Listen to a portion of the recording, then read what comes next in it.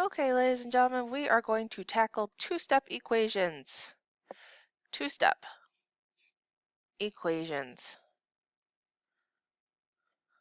So, these are usually ones that involve something more than just addition and subtraction or just multiplication and division.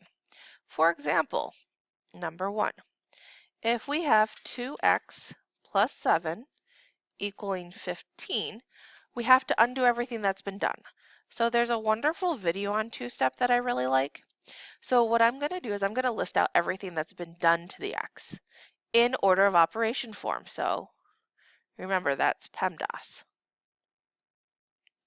So the first thing that was done to our x, it was multiplied by 2. Then the second thing that was done to it, we added 7. So now, in order to undo all of this, I have to do the inverse. So the inverse of adding 7 is subtracting 7. So I need to subtract 7, and then I get 2x equals 8. So check. Now, the inverse of multiplying by 2 is dividing by 2. So I have to divide by 2, x equals 4. Check.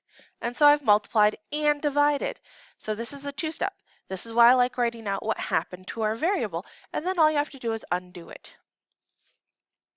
Okay, let's try another one. So 7w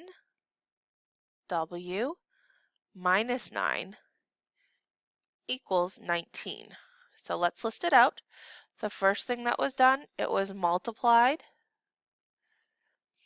by 7, and then we subtracted 9. And now we have to do the inverse. What is the opposite or inverse of subtracting 9? Good, we add 9. So add 9 to both sides. And then we get 7w equals, let's see, 19 plus 9 is going to be 28. So we took the inverse of that. Now it tells us that was multiplied by 7. So what is the inverse of multiplying by 7? Good, we're going to divide by 7. So w equals 4. Very good. So we've just undone everything that was done to this. Let's see, let's extend the page a little bit. Let's try something just a tiny bit more complicated. Let's try one where it was divided. So we have y divided by 2 plus 8 equals 12. Okay, so the first thing that happened to this poor y is it was divided by 2. Then the second thing that happened to it, we added 8. So now we have to undo this, and undoing this is just doing that inverse. So the opposite or inverse of adding 8 is subtracting 8. And I'm going to do this to both sides. So then I'm left with y over 2. 12 minus 8 is 4. Check. Now I have to do the inverse of dividing by 2.